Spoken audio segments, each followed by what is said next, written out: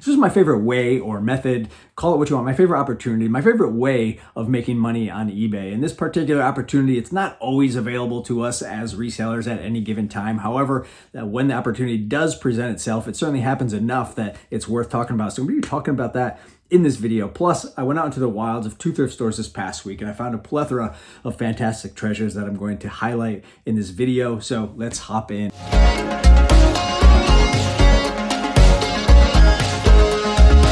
Well, hey there, folks, and welcome back to the utter depths of the entire internet. I appreciate you coming to hang out with me today. I know you could be anywhere else and probably having a better time, but thanks for being here. My name is Kyle. I've been an online reseller for the past 14 years, and online reselling was once a part-time kind of side hustle for myself, but it has turned into my primary source of income and insanity. And here we are in snowy upstate New York, Silks and Treasures. It's one of my go-to spots, this consignment store, whenever I'm coming through town. Higher prices than resellers like to see, but they do have high quality merchandise, and they have this great winter sale going on. Anything from July through October is only $5, and anything in November is 50% off. And right away I find these 2 American Girl book sets, and they are back from October tags. And they sell for in the roughly $30 to $40 range each for these sets, and I'm only paying, as you can see, it's a black tag from October, so I'm only paying $5 for the entire set, and I'm buying 2 sets, $10, so that's great money for my fancy pockets. And then right away I find some marbles. I don't know anything about marbles, unfortunately, but I know there's some money in marbles. I see more and more resellers talking about them, and I can see online that they can sell for thousands of dollars, which is insane, but I don't know how to tell one marble from another marble. So anybody out there, please point me in the right direction. Like, where can I find this Spider-Man marble? It just looks like a bugger in a glass, and it's sold for $1,000.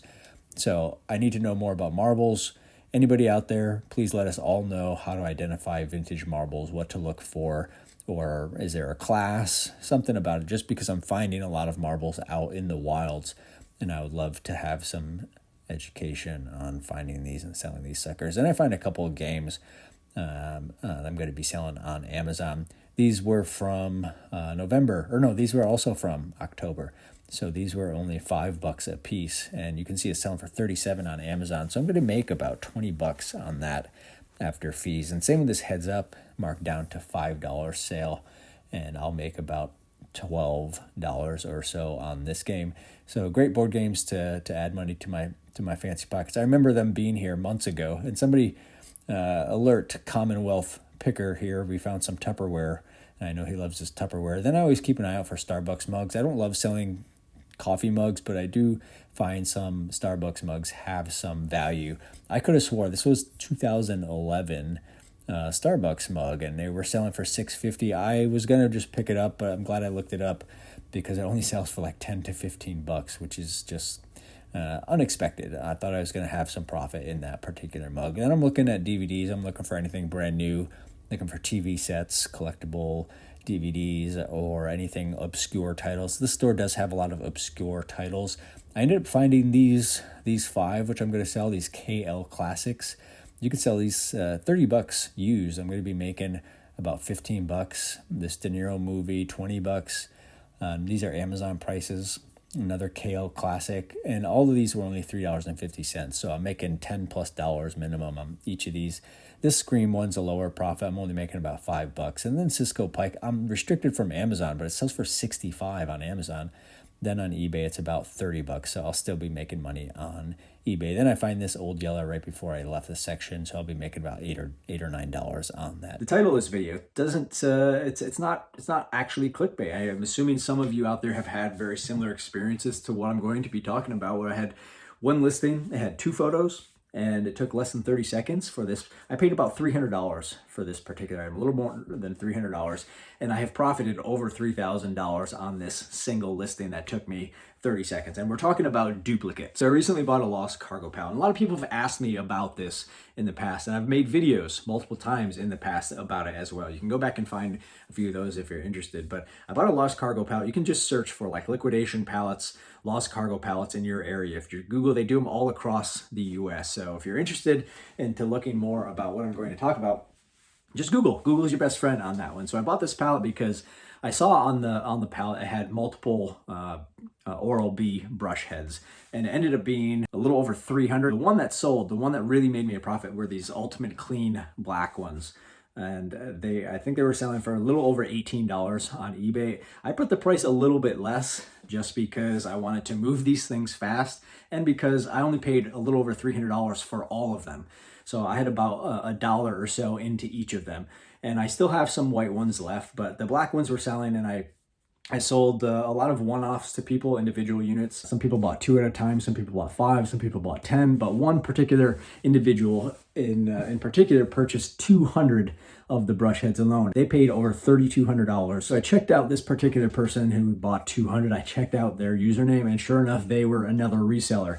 And I don't mind. I sell, especially at the flea market. I've mentioned this multiple times on my channel. I sell at the flea market, and the majority of my customers at flea markets, the people that come earliest, are other resellers just trying to make bank. And I don't mind because it's stuff that I have very little into, and I just have to move it, and I'm profiting. Everybody's happy. And actually, Tech and Sports talks a lot about what he does with his inventory and sells to other resellers with his current wholesale program, and same kind of thing. And same when he goes out and sources, he's buying from reseller. He's a reseller buying from resellers, and everybody's happy. Everybody's making money. This was one listing with 2 pictures for this thing. It took me less than 30 seconds to list these things, and I profited. That's not gross sales. Net profits on these particular brush heads are going to be close to $4,000 once all of them are sold. The white ones I still have a decent amount.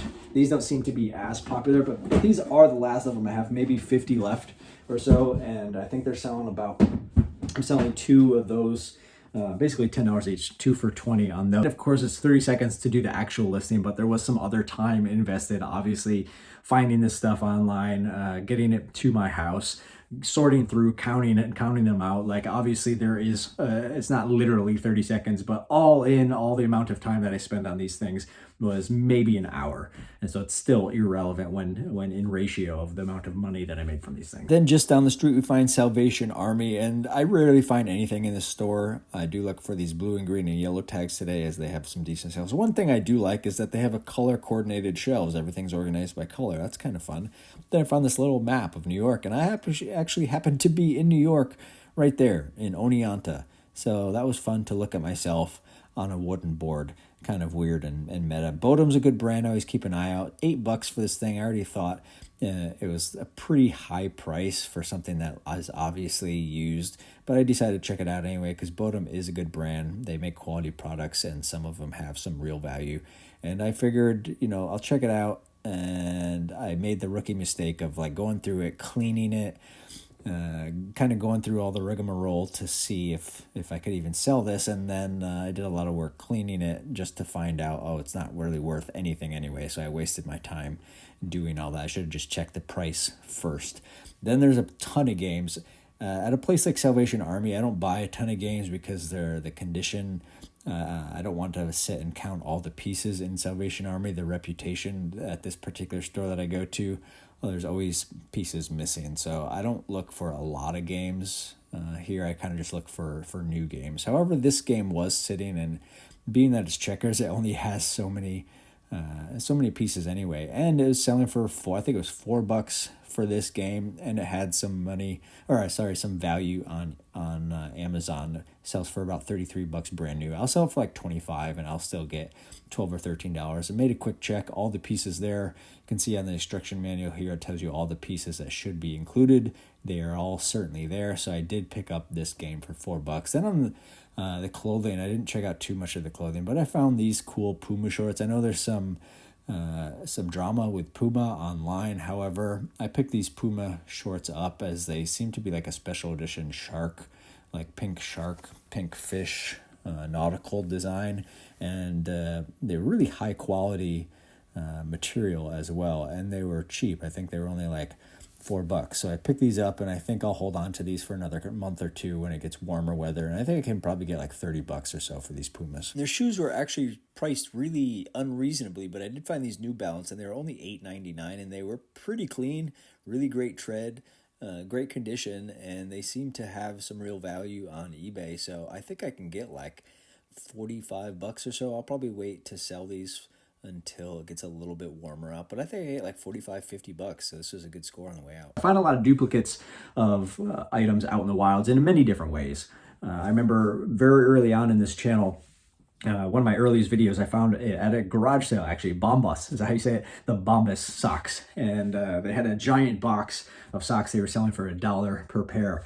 And I just asked how much for all of them. And they said $25. And when I got home and counted them up, it was just about 100 pair, right around, give or take, maybe a few more. And back then, Bombas socks were selling for like $10 to $15, a little bit more than they are now. And for that $25 that I paid for all of those socks, I made $750+ on that, just because it was one listing. It was all black socks, all the same size, $25, and I was able to do one listing. And again, it was like 2 photos, maybe 3 photos, and it took me 30 to 45 seconds. I've also done this at thrift stores. Just a year or two ago when I was up in New York State, there was a thrift store that had old Avon lotions. And as we all know, Avon stuff, it's kind of hit or miss. It's usually a miss.